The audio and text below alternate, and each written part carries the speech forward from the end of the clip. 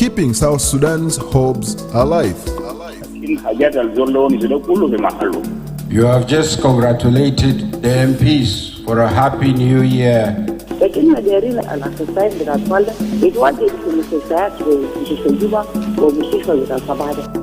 That we are resuming the planning for holding an inclusive political dialogue. We are more than a radio. We are the heartbeat of a nation, a voice for the people, a beacon of truth, an 8-in-1 network uniting South Sudan's voices. iRadio, trusted, connected, empowered. This is iRadio.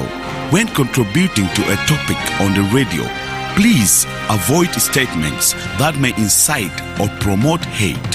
We encourage constructive points of views and criticisms that aim at providing solutions to problems facing the country. We do not want rumor mongering or information that is regarded as hearsays. We advocate for messages of peace and unity among the people of South Sudan. This is iRadio, your eye on South Sudan.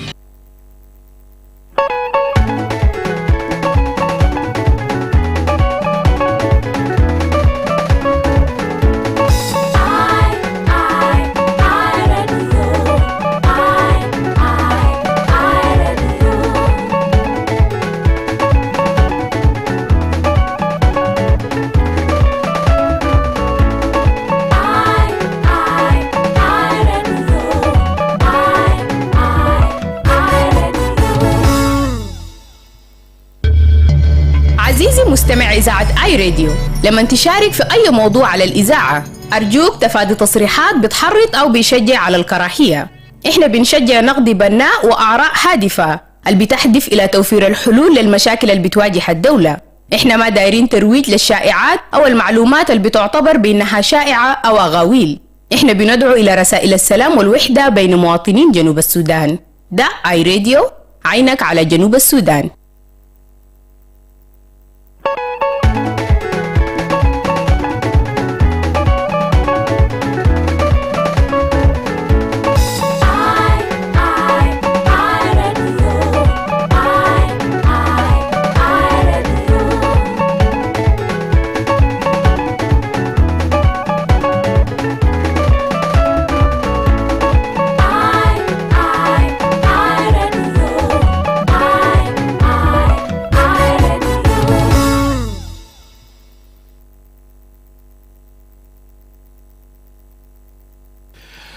Assalamu alaikum wa rahmatullah. Rajana alaikum min jadid. This is the Dawn Show for today. Is Friday, the 27th of February. And we will continue with you on this second hour. It is 14 minutes past 7 here, and we are glad that we are joined this time with two guests in the studio. We have John Agany, who is the head of the Specialized Committee on Education in the National Legislative Assembly. Welcome, Honorable. Yeah, thank you very much. I also appreciate your welcoming. Thank you. Yeah. We also welcome Mr. Duku Francis, who is a specialist on education with the UNICEF South Sudan. Thank you for welcoming me, and good morning. Yes. Thank you for your coming to this studio, and also welcome to the Dawn Show. Thank you. We according to the plan, we are supposed to maybe to go and tackle an issue of the education, and that is why both of you are here. أنا عايزين نمشي نتكلم عن تعليم ودور بتاع التعليم ذاته في التنمية بتاع بلد، وفي التنمية مش تنمية ساكن لكن التنمية المستدامة، التنمية المستمرة. فإحنا بندي فرصة أول حاجة لهونربل جون أغاني عشان يدينا صورة عامة. يعني إحنا ممكن تعليم ممكن يساعد في التنمية كيف، حسب رؤية بتاع برلمان، حسب رؤية بتاع حكومة، بتاع تشريعين. يعني انتوا مسؤولين عن التشريع بتاع القوانين في بلد وفي مجال بتاع التعليم. معناته في صورة وفي رؤية للتنمية بتاع بلد في مجال بتاع التعليم. تفضل. Thank you very much. In fact, This question is a very technical question, which I believe that it can be shedding light to whatever is meant for education and also development in South Sudan. For us in higher education and also in general education, we believe that education is one of the main factors that the government can send development to people. How will that happen?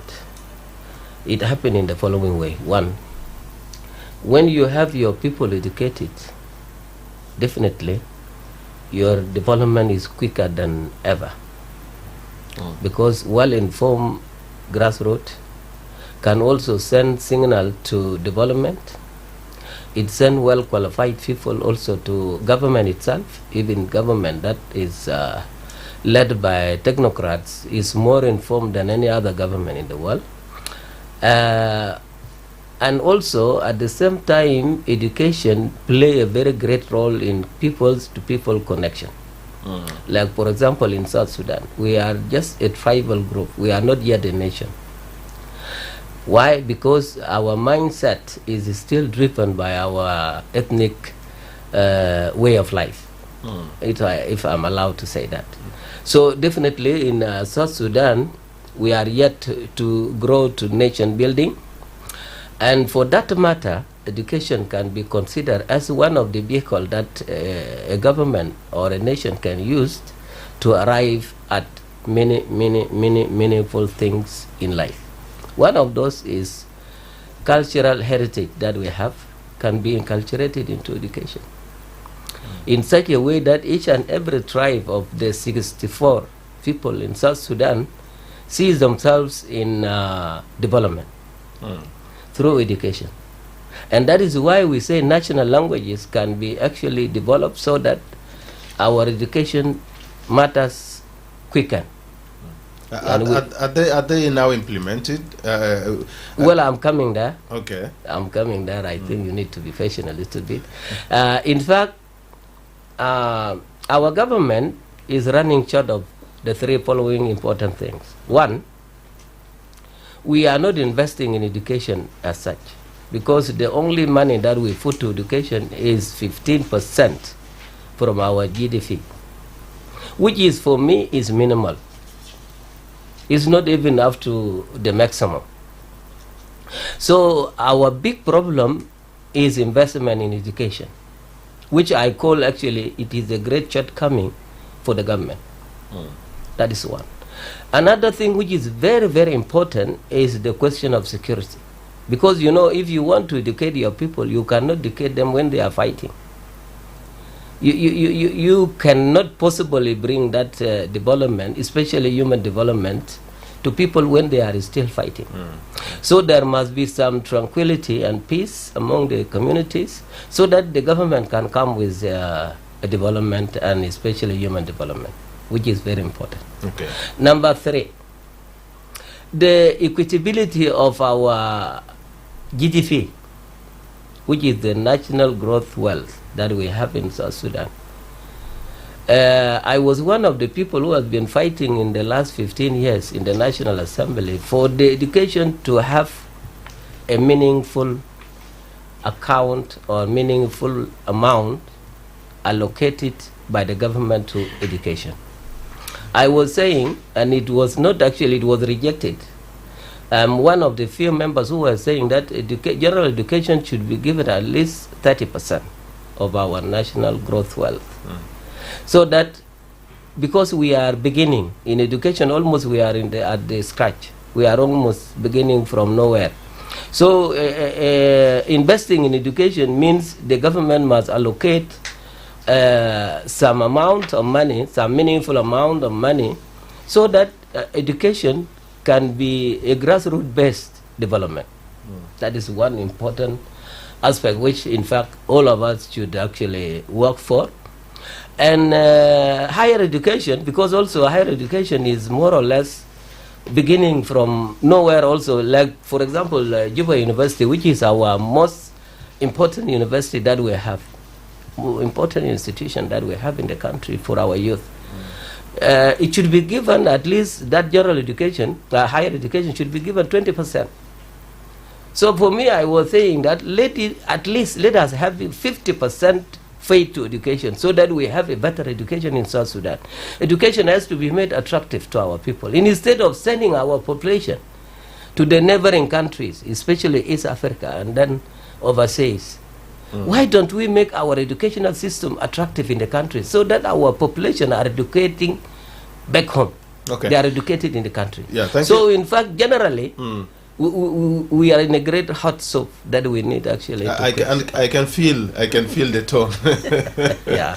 Now, Stas Duku, UNICEF has been one of the main supportive, driven an institution to support government, to support policies that regulate good education environment for kids, for children in the schools.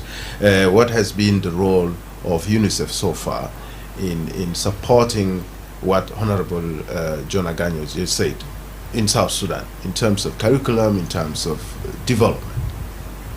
Thank you very much. Again, going back to the point that Honorable has mentioned and to the question that you raised, education plays an important role in development, in sustainable development. And if I may refer you back to the most important sustainable development goals, zero hunger, no poverty, good health, quality education. Let me take the four. And we are left with 4 years to the time. I know, and there are 17 of them. But I want to emphasize on those four and to indicate that education plays an important role in achieving the development goals.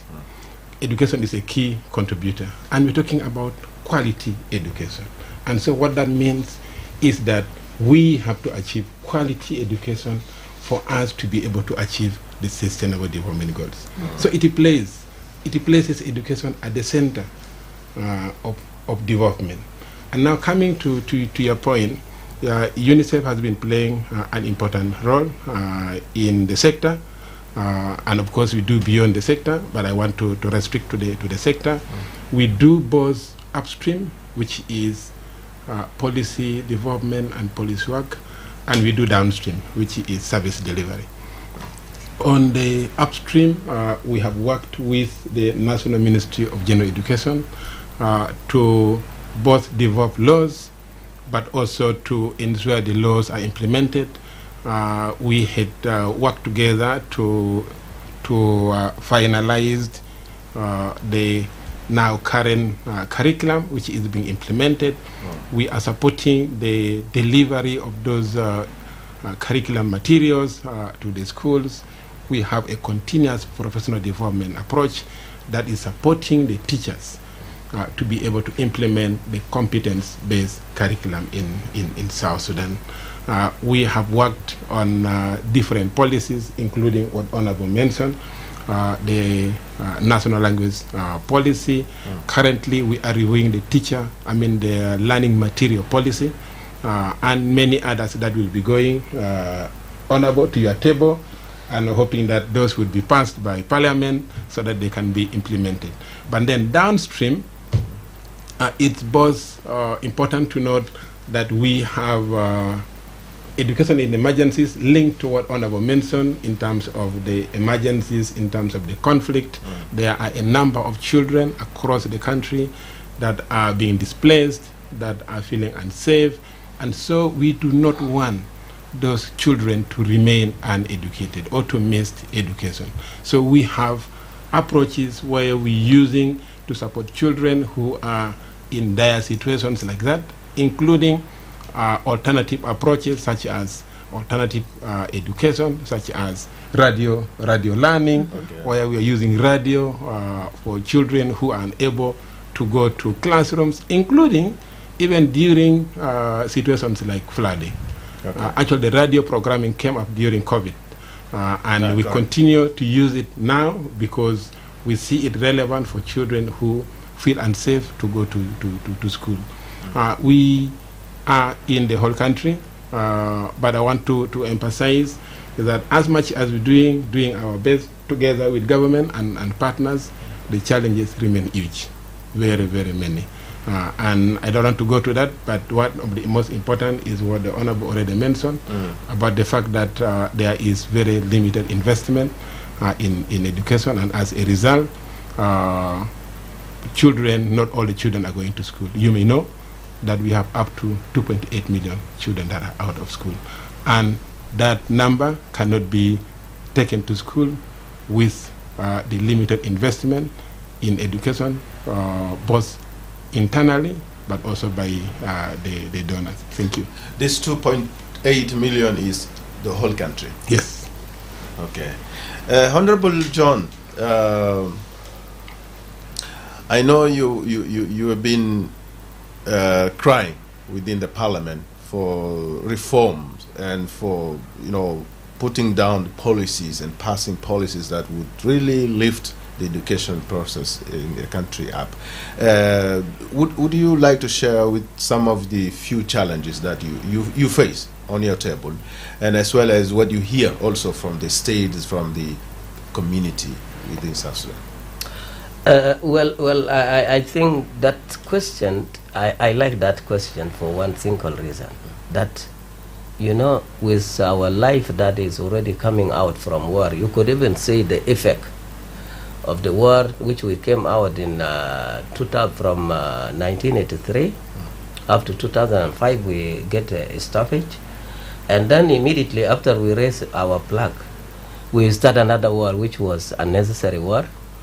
But you know, that war, the last war, consumed more than the war that we led for 21 years. Why? Because it has caused an unnecessary displacement. It has distracted our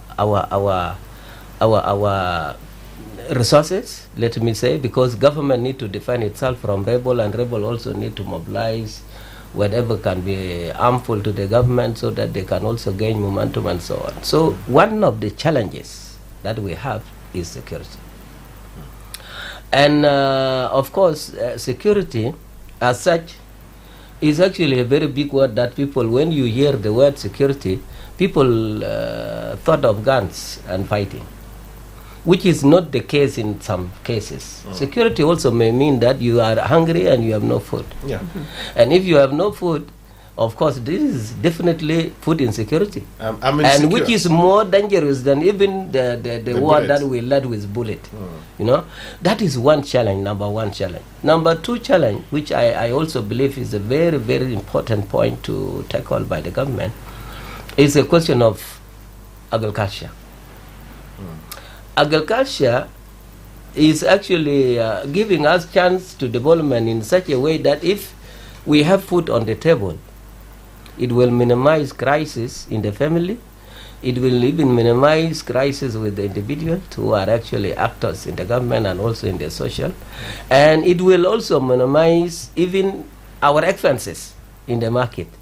So the little money we have, if you cultivate and you have food on the table and you have a good salaries in the government, you will intend these good salaries for another development in the family. You will not actually go and buy food because food is already there.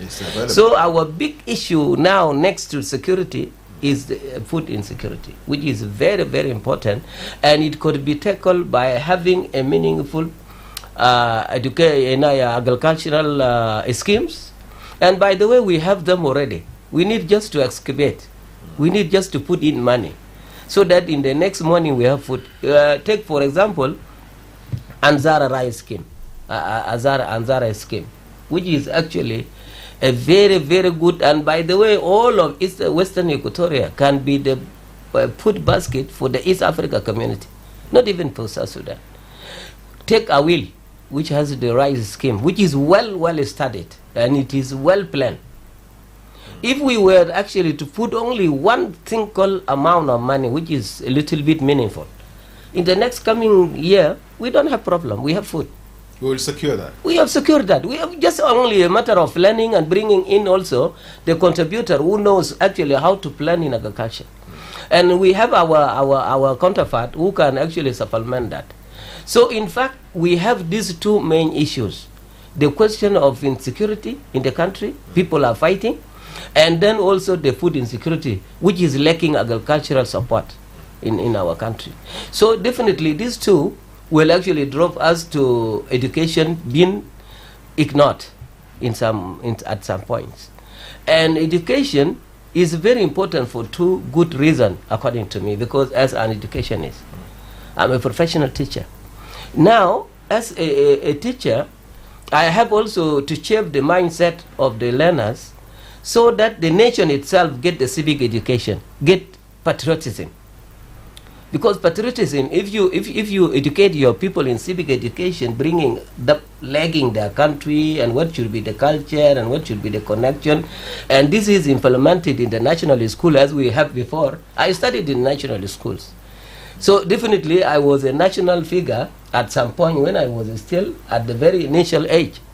I was very young. But I was taught how to socialize with some other colleagues of other tribes. We come together, we live together for 9 months, we break, we come back for 9 months, till we reach where we were. And then the war broke out. So the challenge now to development is the question of security, non-agricultural practices that we have in South Sudan, and more importantly, education itself has been piloted to foreign countries. Our population, our greater population in South Sudan has been migrated to East Africa for looking for better education, which is wrong. In East Africa, they will actually acquire a certain cultures that will be an alien to our culture in South Sudan. It will be very harmful because the mindset in East Africa is that of liberalism at the very early age. You have to be a liberalist. You have to decide for yourself. How can a child decide for his or herself when she does not even know how to read and write? So the mindset of the other communities, in fact, is not our mindset. We are even more lenient to Sudan than to East Africa because our community, our cultural way of doing things with Sudan is more similar than that of East Africa. So in fact, you know, we have a lot of issues. We have a lot of issues, we have a lot of problems, but for me, the big issue that we need to tackle is the question of how to make education attractive to our community. For development. Are there some laws and regulations that maybe are currently on your table? Yes. In regards to developing the educational sector in South Sudan? He has already mentioned. He has already mentioned, and he's my witness. He said some of the laws are on your table, Honorable, and you need to pass they are still preparing some. Yes. What do you have on the table now? Now, what we have is that, you know, in education, the curriculum itself needs to be revised every 5 years. So I think we have signaled to General Education Ministry to actually call for the curriculum revised. Other bylaws which are supposed to be actually implemented by the general education, we are not yet made aware of up to now. But one of the things that they need to regulate is the question of development for teachers, teacher education program. It's one of the laws that need to be standardized, and it must be compulsory for every government at the state level and as well as the national level. Because if you have educated, well-paid teacher, education already has started in the right footing. So what is on our table now is that our government, as a government, must have the bylaws which regulate the teacher education program, which is compulsory. You have to do that because the Act of General Education and also the Higher Education talk about that, and they are already in action. They have been, the General Education Act has already been amended. So those things are vivid in it. The other bylaws which are supposed to be done by the minister, they are up to them. Now it is up to you to call them and let them promulgate those laws that they have, because the minister which is supposed to have bylaws, is not supposed to bring bylaws to the assembly. He has to do them and enact them in the ministerial level. But when you talk, of course, implementing the two things, fulfilling the constitution, which is the supreme law of the country, and also corresponding with an act that exists. Should that be in general education or should it be in higher education? So in fact, we don't lack laws now. We are not lacking laws. We are lacking money, if you want me to put it right. We are lacking money, and the government, I'm calling from here, that we should invest in education. Now, if money is available today, so immediately we'll see an improvement. Of course, there will be a great change. First of all, the teacher will be well paid, and those teachers who have quitted the education for the best of professional teachers who have gone out of education because of the ill payment, they will be attracted to come back. And by the way, I already designed this. I already make a concept paper and I gave it to general education, which now it is up to them to implement or not to implement. We were saying, in education, if you want your education to be attractive, first and foremost, teacher must be paid well. And how do you pay them well? Some of it has been divided into salary, and some of it is unkind. You can even go to the grassroots, like when we were in the bush. What did we do? We were asking people to give each malwa for the family for education. That malwa which has been contributed at the family level has to be stored.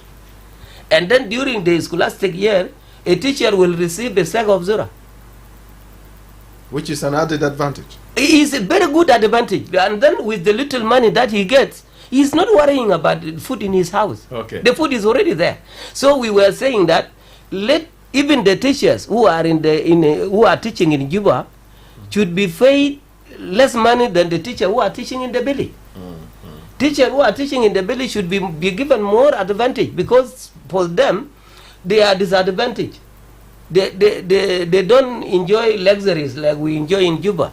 Okay, thank you, Honorable John Agaj, and again with this elaboration. And now to Duku, UNICEF has also been part and parcel of these challenges. You draft law, you suggest ideas, you take it to the parliament, or you take it to the Ministry of Education. We need this to be developed, we need this to be secure for the welfare of children in South Sudan, and some of them are setback, like for many. Can you share with us some of them? Some of the laws, you mean? Yeah, some of the laws. Thank you. We continue to work. This is a journey. And in a journey, there can be setbacks, there can be frustrations, but that journey must continue. For the children of this country, we must continue to work together. And yes, there are quite a number of setbacks. I will just give you examples without going to elaborate.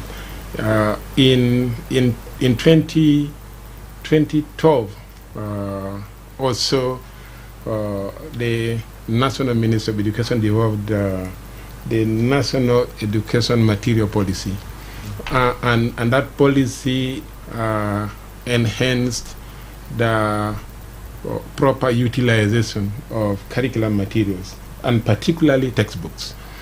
And at the time, the desire of the policy was to move away from from government being the sole provider of the learning materials to a competitive process where we empower publishers to develop materials, and the Department of Curriculum, which now is a directorate, would then act as a regulator and after regulating and after approving those materials, they would get into the schools and into the market. You will realize that up to today, there are no textbooks in the market. So a parent that would like to buy a textbook for primary 1, for primary 2, cannot find it in the market. It has only to be provided by the government.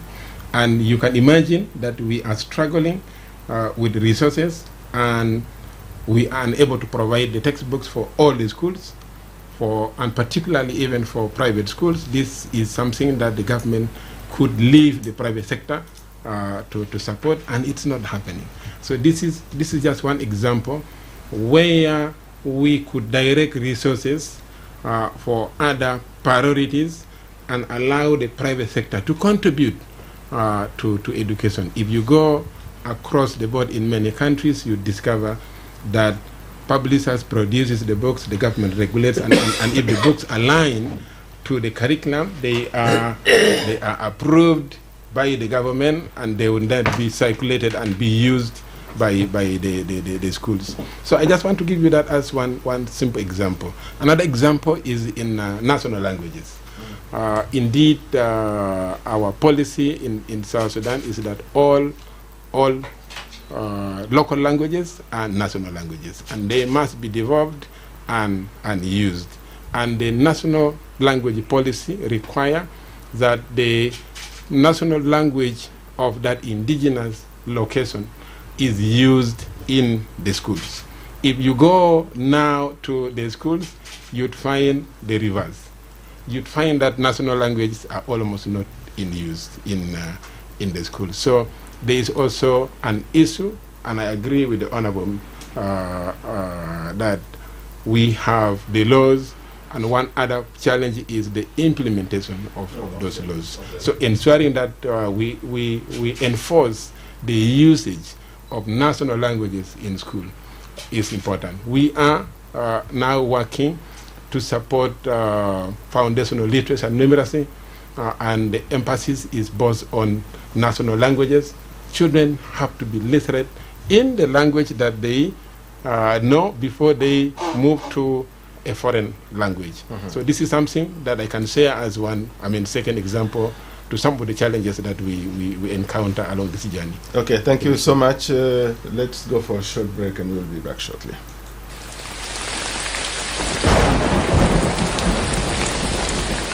Attention, attention. Higher than normal flood levels are predicted this season. Prepare now and stay informed. Keep your family safe. Listen to early warning alerts on your radio. Act today to stay safe tomorrow.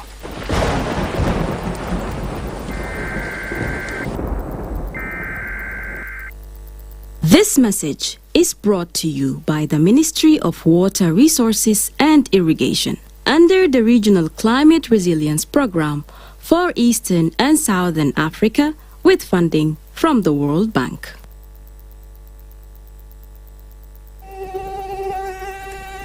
Attention, attention, community. Malaria is dangerous, malaria kills, but malaria can be prevented.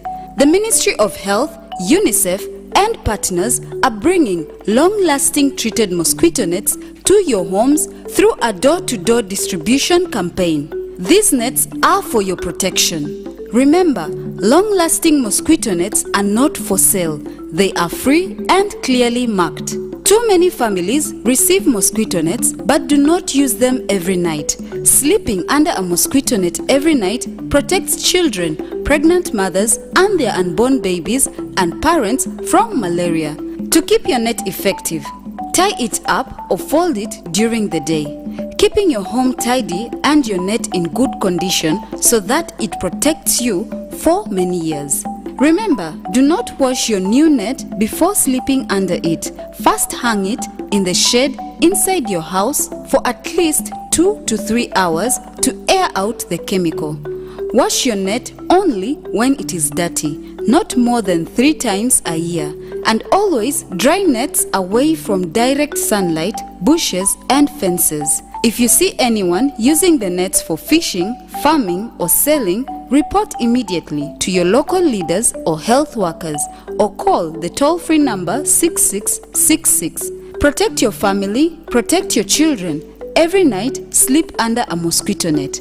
Clear bushes and remove stagnant water around your home where mosquitoes breed. Take your children for malaria vaccination as advised by health workers to strengthen their protection. Together, we can stop malaria. For more information, call the Ministry of Health toll-free number 6666. This message is brought to you by the Ministry of Health with support from WHO, UNICEF, and partners. You tuned in and locked on to the eye of South Sudan, and it's a brand new dawn. السلام عليكم ورجعنا لكم تاني من جديد ونحن لسه مواصلين هنا في موضوع بنناقش فيه دور بتاع التعليم في التنمية المستدامة في جنوب السودان. ومعنا داخل الاستوديو هونربل جون أغاني هو رئيس بتاع لجنة التعليم في البرلمان القومي، ومعنا برضو دوكو فرانسيس هو مختص في المجال بتاع التعليم في منظمة الأممية اليونيسف للطفولة، وأنا مايكل أتيت وماما هيلين لسه فينا في الاستوديو، وأنا حنشيل منكم جزء من الأسئلة البسيطة عشان نقدر نسمع كمان الرد بتاعه شنو من الضيوف بتاعنا في داخل الاستوديو. معلش يمكن زمان ما حيسمح لنا نشيل تليفونات كتير، لكن we'll try our best. 1 or 2 calls. Hello? Hi, radio. I think we can get this message. It has a question for the Honorable Member of Parliament, Agani, here. This is AAA Atem Barak is saying, good morning, Mama Helen, and good morning, Brother Michael. My greetings goes to the guests in the studio. My question to Honorable John Agani as MP, what is your take since many parents are unable to register their children in the schools while their parents are the government employees and their parents have 2 years without salary? I don't know whether it has reached to 2 years, and you are there to represent the people of South Sudan. I'm streaming live from Mayen Abun to each county of Warrap State. Honorable, you can come in. Thank you very much. I think that question is very interesting question. In fact, most of the schools, the best of the schools that people have in South Sudan are private schools, and they are very expensive in registration form. I agree with him. Our private schools, which are national government schools, definitely they are free of charge.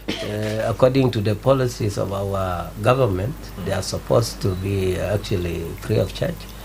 And registration should not hinder the registration of the children at any level of the government schools. But you know, an angry man is always a very fighter in every stage. He's a fighter. So you can say, okay, education is free of charge, but if you don't have an input to education as to start, like for example, when they will be shortly going for phase 1 to have test, examination term 1, and in fact they have no papers for examination. What do you expect them to do? They always ask parents to pay something so that they can have those papers for the exam. Otherwise, the whole school will be punished for not giving examination after the term is start. So, in fact, some schools, they have a very, very big problem to solve. And that is why our teachers, in fact, in this case, they have to be advised that they should not hinder the registration of children. They must do it. While asking teachers, while asking parents, of course, to pay something, for sure. Because if they cannot actually, the government cannot bring the papers for examination, what do you expect the teacher to do? What will the teacher do? So sometimes you find that teachers are forced to ask some money from the learners so that they can do certain activities like examination. Okay. We have another question from Agoth Osman saying, good morning, Mama Helen, and morning, Brother Michael. My greeting goes to the guest in the studio. How can education system in South Sudan be tailored to promote peace and reconciliation after years of conflict? That is 1. 2, what role can technology play in improving access to quality education in rural areas? Number 3, should education be prioritized over other basic needs like food and healthcare in post-conflict areas? I think you can share the questions so that we can be able to answer all of them. Yeah. So, yeah. Duku, you also included. Yeah, maybe we'll throw one to Duku. He can pick what he can answer. Yeah. Yeah. Thank you. Important questions. On the role of education in peace building and reconciliation, I want to say the curriculum is developed in a certain way that targets this component. And we have both the formal and the informal curriculum. The informal for me is that in the schools we have children coming together and unity is inculcated among the children at that level, that children are taught to be tolerant, to respect themselves, and most importantly, children are taught in the schools to resolve conflict peacefully. So I think this is one way of beginning to inculcate a citizen in this country that is tolerant, that is respectful for one another, that respects diversity, and that respects the fact that we are a community of many tribes, but we belong to the same country. So for me, that is one way from the informal curriculum how education plays a role. In the formal curriculum, we have a subject called citizenship. And citizenship teaches civic education, like Honorable John already said. And through that education, we believe that children and youth up to higher education and youth becomes aware of the values of a South Sudanese, and that those values includes, of course, peaceful coexistence, includes tolerance and how they can live together.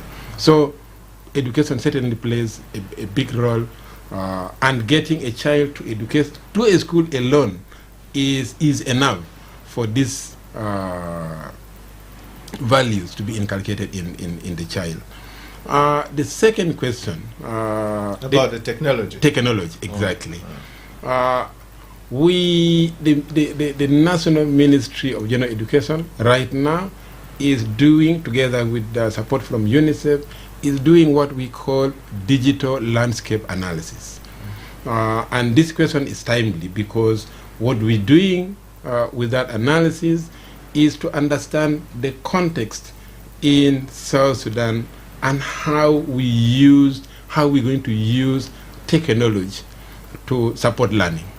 In other countries, you may already know that there are platforms such as Learning Passport.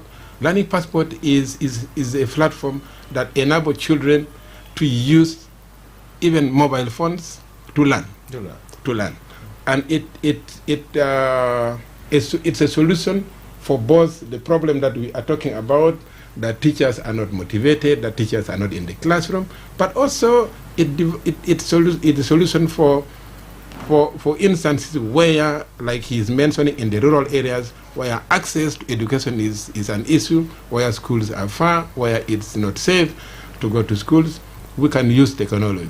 But for us as South Sudan to position ourselves to be able to think about how we want to start this requires an analysis, requires an understanding, and ensure that what we are going to do is specific and it's relevant to our context. So the person, sorry I can't remember his name, who was asking this question, Agos, I can assure you that this is something that we are already moving in. After the analysis, it will give us a direction in terms of how we would like or how we would use technology in the education sector in South Sudan. Honorable, in less than a minute.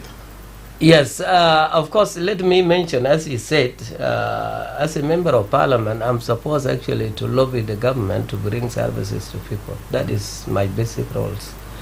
And for this, I think in installation of towers to provide network is very important for technology to kick off in the villages or in the grassroots. It is not easy to bring education to technology in the village while the network is not present. So we are now saying that the government of ICT, the Ministry of ICT, they have the great role to provide network provisions, which is very, very important. And of course, even in some part of the world, there are certain level of government, level of education that cannot use technology because it numbs them. It makes them to be ineffective. Because children, even in some school, you find that all the devices, including the phones, are not allowed for children to use. Because sometimes the information that they get through the Google, sometimes this information preempt what they're supposed to learn primarily. And they jump to the level that they did not yet reach. So, you know, to use technology is very technical. It's very technical in the sense that you have to move at the stages. You go from one stage to another one so that you don't inflate the information that you want to pass to a learner. So using technology is a blanket statement, according to me. It's a layman language. Okay. But when we come to technical aspect of it, we divide it into fractional bases that can give a meaningful education in technology. Like, for example, when you are talking to a primary one in technology to learn, how does the primary one learn technology? It is like, for example, you standardize the access of the all letters that you have to let the child actually copy it well. And then at that level, you will not mingle it with any other technical statement that can actually dilute the mind of the young one. So definitely, specifically, let me be specific. Definitely, technology can be as well as, if we are well set up, now technology can be applicable. But if we are not well set up in education, how can you use technology? I wonder. We are almost running out of time, Honorable. Now, maybe in less than a minute, we want to see the future of education that will be developed and help in sustaining peace and development in this country. Exactly. We need to do this. You know, we have a very beautiful curriculum, as you already mentioned. I was part of that primary curriculum development when we were in the wartime. We developed it in that way, and it has been standardized. There were no major changes, in fact. It was a very good curriculum. Now, if you want actually to standardize education, you must stick into implementation of your curriculum, which will actually give you an ample time. Of course, you need to pay for education. Let me repeat that. Because if you don't invest in education, paying money in education, just forget about education. You will not actually have a standardized education. So the government, to have a good educational system, we must invest in education. Duku, last message. My last message would be to the listeners and particularly to parents. As we do what the Honorable is saying, I would like to encourage parents, please don't keep your children in school. Get them to school. The schools are already open, and let's support the children to get to school. As other things are getting sorted, let's keep going. So that would be my message to particularly parents and guardians. Thank you. Okay, thank you so much for being with us, for joining us for this short time. I call it short time because it is not enough. We still have a lot to do with education, but we really appreciate your presence.